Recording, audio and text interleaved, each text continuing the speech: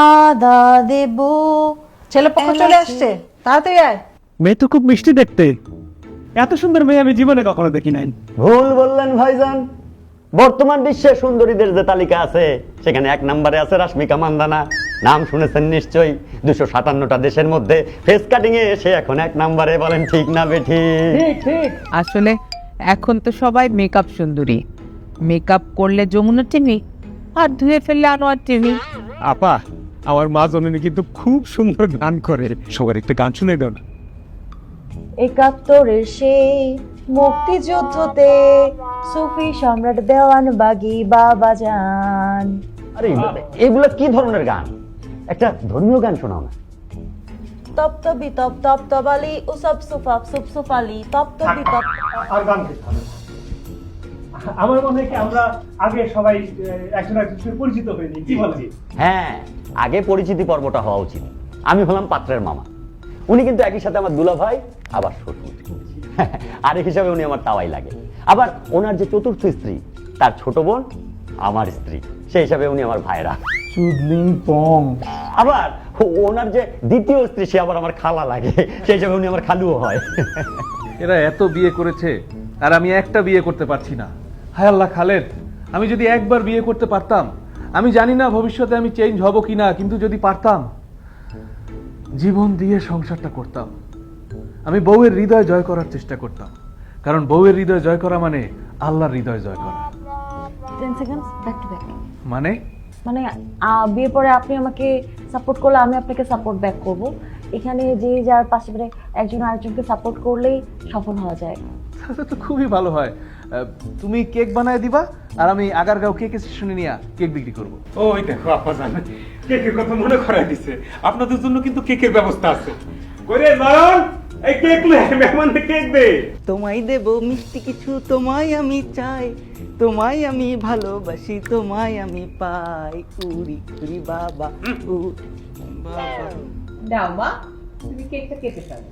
কেকটা কাটার আগে আর একটা গান শোনে। না না না, আর গান না না না শোনে। ইনানসে ফখরুল দাদা বইসা রইছে তসলিমা, কাটবো আমি তাহমিনা, দর্শকে খাবে মজা করিয়া। হাই, দর্শকে খাবে মজা করিয়া। কেকটার দাম কত? 500 টাকা। আমি আপনাকে 5000 টাকা দিব, আপনি এটা খেয়ে দেখাবেন। এটা তো আমি সবার জন্য বানাইছি, আমি খাবো কেন? দেখেন মামা, এই কেকের দাম 500 টাকা, আমি ওনাকে 5000 টাকা দিব, তাও যদি উনি না খায় তাহলে কি বোঝা গেল কেকের মধ্যে ভেজাল আছে? জি অবশ্যই।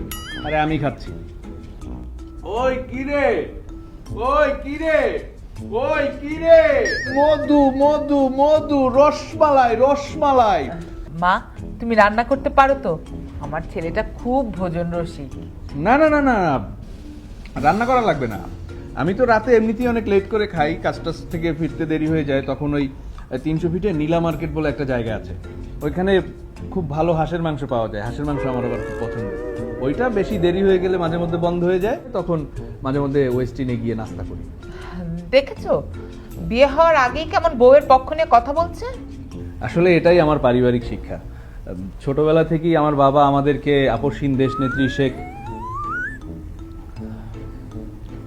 দেশনেত্রী বেগম খালেদা জিয়ার আদর্শে বড় করেছেন। মেয়ে আমাদের খুব পছন্দ হয়েছে, কিন্তু আমাদের পছন্দই ফাইনাল নয়। আমাদের একজন লিডার আছেন, উনি দেশের বাইরে থাকেন, উনি মেয়ের সাথে ভিডিও কলে কথা বলবেন। জি জি জি। আসসালামু আলাইকুম। সামনে তোমার বিয়ে আছে, তুমি তোমার আব্বু আম্মুকে বলবে আঙ্কেলের সাথে আমার কথা হয়েছে, কবির আঙ্কেল বলেছে তাদের ভাতিজার সাথে যদি আমার বিয়ে হয় তাহলে তারা আমাকে এইভাবে ভালো রাখার ব্যবস্থা করবেন। তারপর তুমি তোমার চাচা চাচি বাবা মাকে কনভিন্স করে ফেলবে যাতে বিয়েটা হয়। আর যদি আমাদের ছেলে খারাপ হয় তাহলে তুমি ডিভোর্স দিয়ে দিও, হয়ে গেল। কবির রহমান জানেন নাকি আজকের বিয়ের নায়ক আপনি? আমাদের তো মেয়ে পছন্দ হয়েছে। মা, তোমার কিছু জিজ্ঞেস করার আছে ছেলেকে? আপনার শার্টটা অনেক সুন্দর, আপনাকে খুব হ্যান্ডসাম লাগছে। এটা বেজলাইনের শার্ট না? হ্যাঁ, এই শার্ট আমি যখন প্রথমবার পরছিলাম আমার স্টাইল লুক পুরো চেঞ্জ হয়ে গেছিল, মানে এত সুন্দর লাগছিল। আমার আব্বার যখন ইন্ডিয়াতে অপারেশন করাতে নিয়ে গেছিলাম, তখন ইন্ডিয়াতে এত সুন্দর শার্ট আমি দেখি নাই। আল্লাহ, বেজ লাইনের শার্ট কত সুন্দর। আচ্ছা আচ্ছা ঠিক আছে। তোমার কি আর কোনো প্রশ্ন আছে মা? আমি বিয়ের পরে চাকরি করতে চাই। ভালো কথা, করবা। হ্যাঁ, এখন তো মেয়েদের কর্মঘণ্টা 5 ঘন্টা করা হচ্ছে, সকালে অফিসে গেলে দুপুরে বাসায়। হ্যাঁ, তবে চাকরি না করে বাসায় থাকলে সম্মানিত করা হবে। আমি ঘর থেকে সম্মান চাই না, আমি বাইরে গিয়ে সম্মান এবং কাজের উপযুক্ত পরিবেশ চাই। কাজ করতে চাও, খুবই ভালো কথা। তোমার পড়ালেখা কত দূর? আমি ইকোনমিক্স অনার্স করেছি, এখন মাস্টার্স চলছে ওয়াও, নাইস। জাহাঙ্গীরনগর ইউনিভার্সিটি। ছি ছি। কি ব্যাপার, আপনার কি হলো?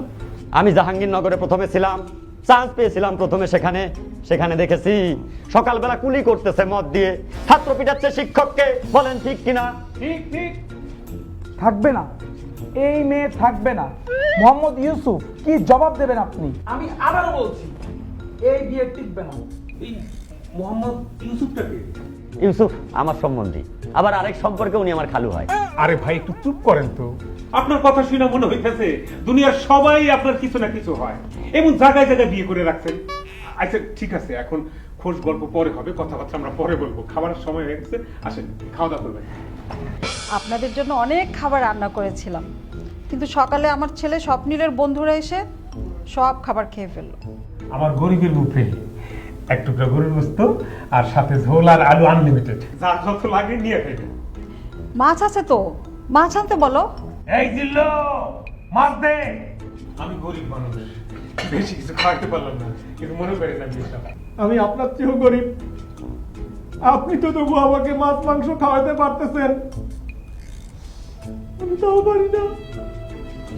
আমার ছেলেটা সেদিন বললো, বাবা ইলিশ মাছ খাবো, আমি তাকে কিনে দিতে পারিনি। আমি তাকে বললাম, বাবা বাজারে ইলিশ মাছ উঠেনি। আমি তাকে একটা পাঙ্গাস মাছ কিনে দিয়ে বললাম, খা, এটা ইলিশ মাছ। আপনার চেয়ে আমি বেশি গরিব। ওদিন আমার ভাই আমাকে বললো, কতদিন ঘরে বসে আছি, চলে একটু ঘুরতে যাই। আমি কত ছলনা করলাম আমার ওয়াইফের সাথে, আমার পকেটে একটা টাকাও নাই, আমি বুঝতে পারলাম না। আমার ওয়াইফ আমার মানি ব্যাগ চেক করলো, দেখ আমার মানি ব্যাগে মাত্র 80 টাকা আছে। আমার ওয়াইফ অদরে কেঁদে ফেললো, বললো ঘুরতে যাওয়ার দরকার নাই। আচ্ছা আচ্ছা ভাই, ঠিক আছে, আমরা খাওয়া শুরু করি। আসো তো। শুরু করে। বাবা তুমি তো কিছুই খাচ্ছ না। জানো, আমি যখন বিদেশে ছিলাম, আমার কপিলের ছেলে, মনে করো তোমার বয়সী, 3-4টা ষাঁড়ার মাংস এক বছর শেষ করে দেয়। দিয়ে দেশি মুরগির মাংস। না, এটা তো দেশি মুরগি না, এটা পাকিস্তানি মুরগি। না না, দেশি। না আপনি বললে তো হবে না। আরে তুমিও জানো, আমিও জানি, এই মুরগি পাকিস্তানি। তুমিও জানো, আমিও জানি, এই মুরগি পাকিস্তানি। থাক থাক থাক থাক থাক থাক। পাকিস্তানি হানিয়া আমির বাংলাদেশ আইলে আপনারা খুশি হন, আর পাকিস্তানি মুরগি খেতে সমস্যা কি? এই হানিয়া আমিরটাকে? আরে হানিয়া আমির ও একই সাথে আমার শালিকা এবং আমার চাচি, আমার তৃতীয় স্ত্রীর বোনের জামাই। মামা খাবেন না, চুপচাপ খাবার খান। তাহলে ও কথাই থাকলো, মেয়ে আমাদের পছন্দ হয়েছে। তাহলে আমাদের দিক থেকে বিয়ে ফাইনাল। তোমার কোনো মতামত আছে? এই রায়ে আমি কষ্ট পেয়েছি, সেজন্য আমি ক্ষুব্ধ। আমার ভেতরে কষ্ট লালন করতেছি, এর বেশি আমার আর কিছু বলার নাই।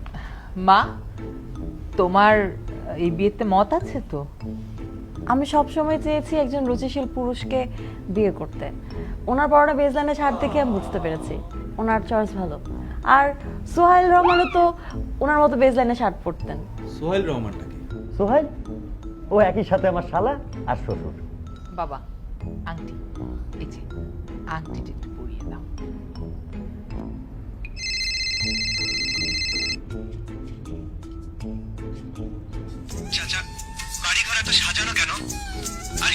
হেনার তো বিয়ে হয়ে গেছে।